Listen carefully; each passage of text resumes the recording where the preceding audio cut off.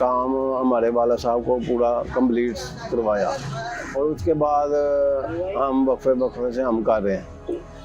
और अब मिट्टी बड़ी मुश्किल से आती है, काम बड़ा मुश्किल हो गया है।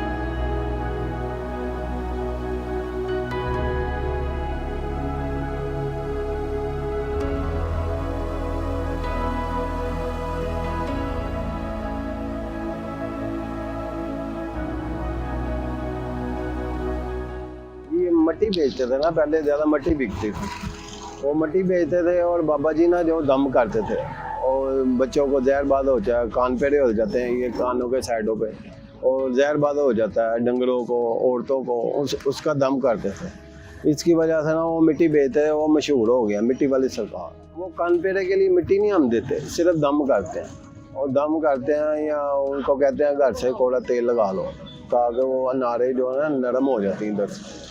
वो मिट्टी नहीं हम देते।